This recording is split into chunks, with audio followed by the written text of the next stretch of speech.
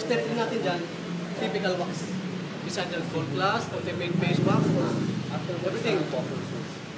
So, ang counterpart natin sa mga regular compound, ito yung tinatawag na 105 ultra cut compound.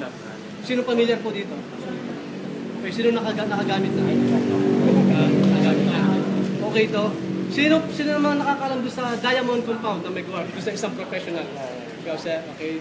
So, ito is the same compound like diamond cut. Pero kung mapapansin nyo, yung diamond cut, nasa level lang ng 10. Okay? Abrasive siya. Pero abrasive. Pero si ultra cut compound, number 12.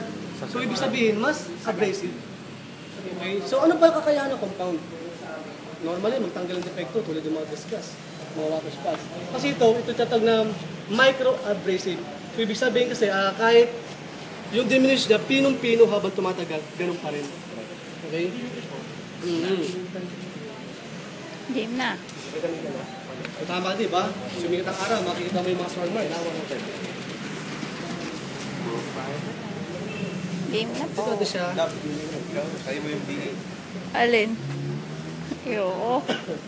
Itong ginagawa ko, pansamantala lang pagbago pa yung pompa na ginagamit natin kasi gusto natin palambutin.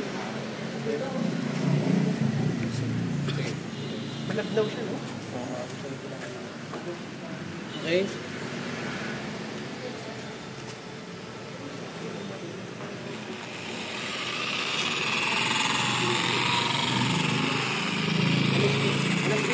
Number 4 siya. Okay, sorry ah.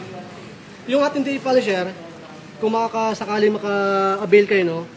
Ngayon pa lang sabihin ko na, yung 1, 2, 3 is hindi gumagana, hindi umiikot. Hindi siya umiikot. Lahat ng stock na dumating ng Megors day polisher, hindi umiikot yung 1, 2, 3. Nag-start siya, 4. 4 to 6. Okay?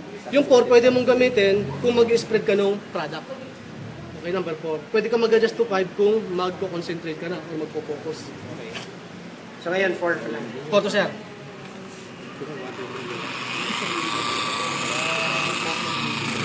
Ay, hindi nga alam kung magkakaroon.